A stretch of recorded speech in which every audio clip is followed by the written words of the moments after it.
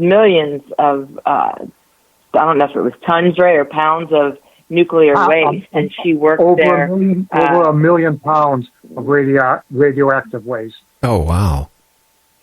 And she worked there before, during, and after her pregnancy with both my brother and myself. And then we lived like 4 miles from there. And what's really interesting is that and if I jump around too much, just let me know.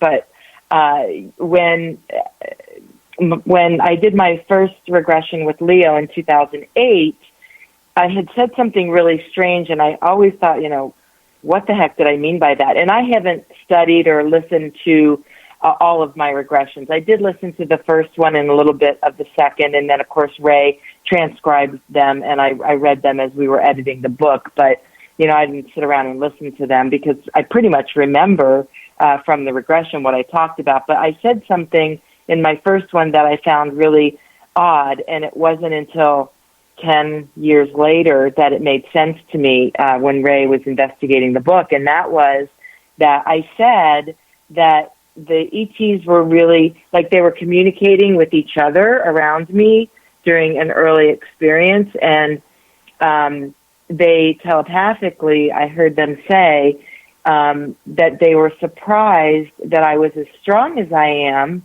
because my mother and my brother weren't strong.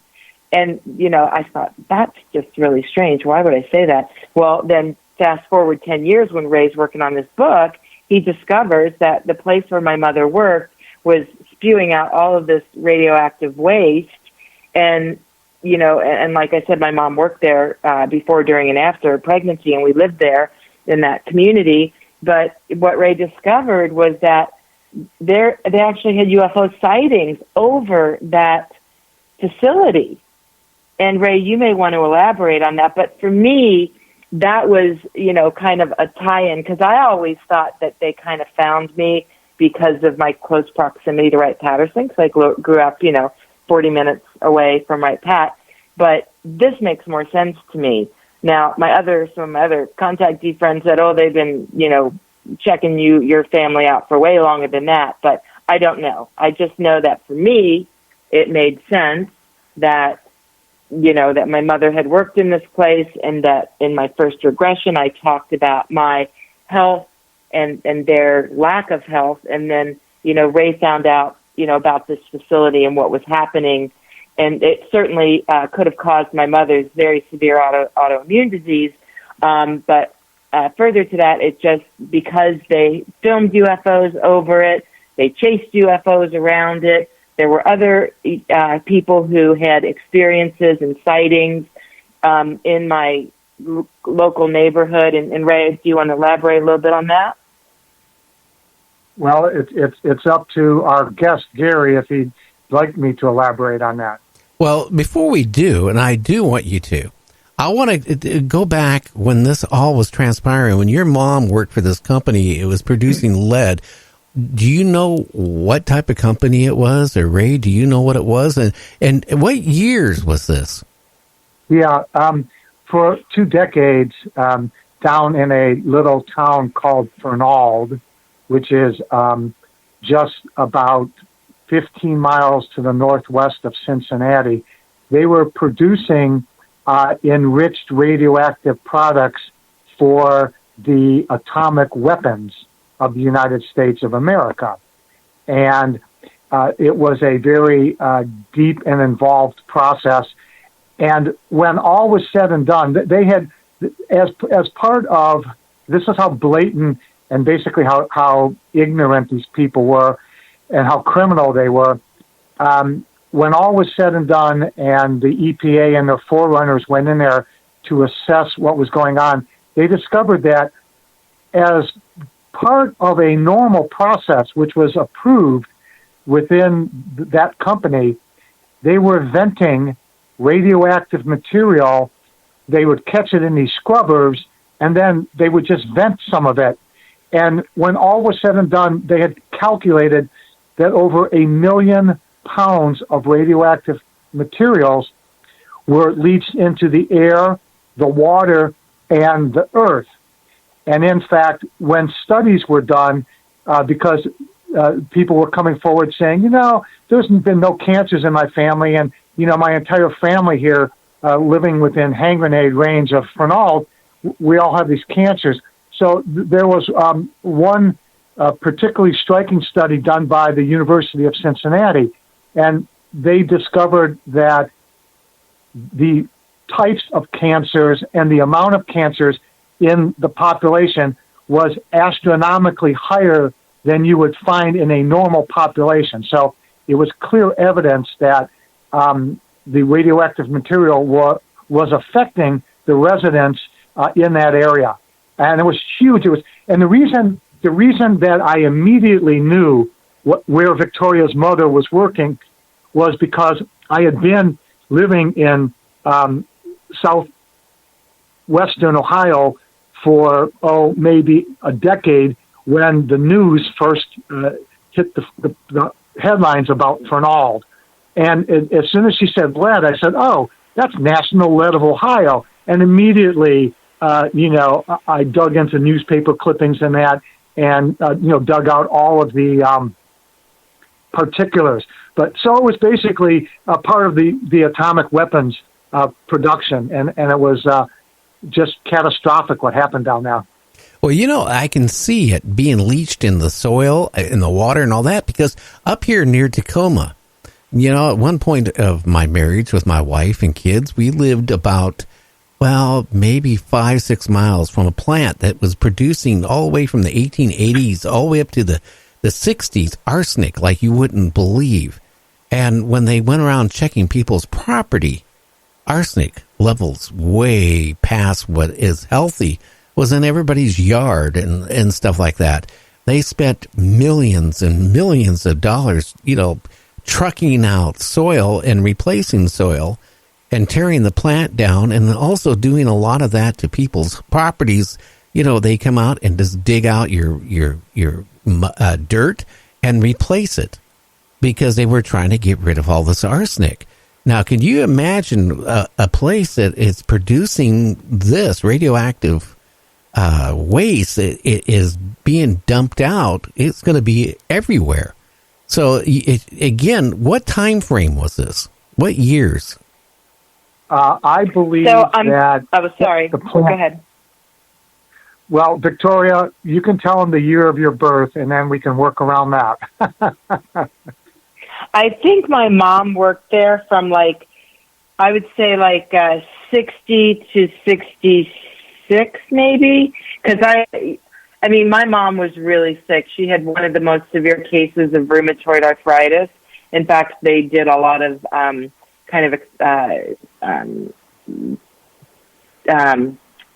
surgeries on her for trying new surgeries on her and different things over the years. But I think she worked there from 60 to 66, because I remember still, we were going to preschool when I was 4, and I was born in 62, and my brother was born in 60, at the end of 60, December of 60. We were 18 months apart, and my mom actually had 2 miscarriages in between my brother and myself while she worked there. And my brother and I were only 22 months apart. And so she had full gestation with me of 9.5, 10 months, whatever. And she had 2 miscarriages between my brother and me. So probably in I don't know what's a 10 or 12 month period, she had 2 miscarriages, and then she carried me to full term. So if they were looking for someone who was healthy, who could sustain these high levels of radiation, for whatever work they were doing with humans, then they would pick somebody who was in the scenario I was with my mom and living in that community, and I was really healthy. And so what is so strange is that I said that from my first regression in 2008, and I did not know the pieces of this part of the puzzle until 2018. Well, how about so it really drew a bridge for me. How about your brother, though? What has his health been like? So he's deceased now. He's been gone since 2009. I think, 2009. And he had severe scoliosis as a child, and so he wore like a full body brace. I remember as a kid, this thing, it was like literally like a cast around his entire midsection, and it held his neck way up. And, he just never thrived really in his life, unfortunately. And, he just never thrived. And I, I've been really blessed to be very healthy and have, just a lot of, great things in my life.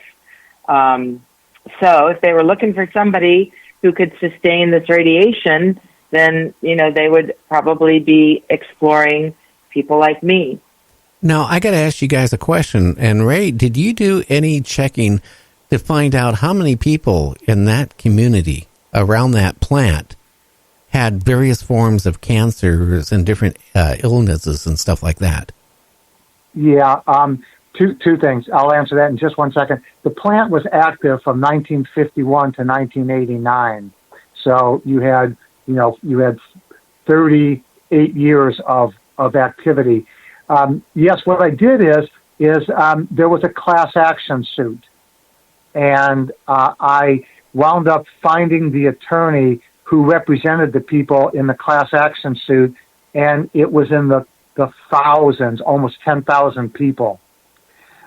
So they have a settlement. Anyone interested can get online and read about the settlement. It was huge. Unfortunately, a lot of the people did not survive to collect, and I don't know if their next of kin were allowed to collect on it. But I actually had a lengthy conversation with the attorney, and one thing that I was going to do that I failed to do, it's just, there's only so much time when you're taking years of, say, a witness's statements and all of their evidence, like I did with Victoria, and you're writing the book and you're editing it and you're doing it, this and that. One of the things that I've always wanted to do, and I may catch up to it eventually, is contact the people that are part of the class action suit and find out how many of them have had a close encounter, like Victoria's. That would tell you a lot right there, Ray. Very telling. Now, hey, Ray, we need to go on break. We'll be back in about 3.5 minutes. So, Ray and Victoria, just hang on. We'll be back. You're listening to Night Dreams Talk Radio After Dark. This is Gary. Check out our website. It's been updated again today at www.nightdreamstalkradio.com.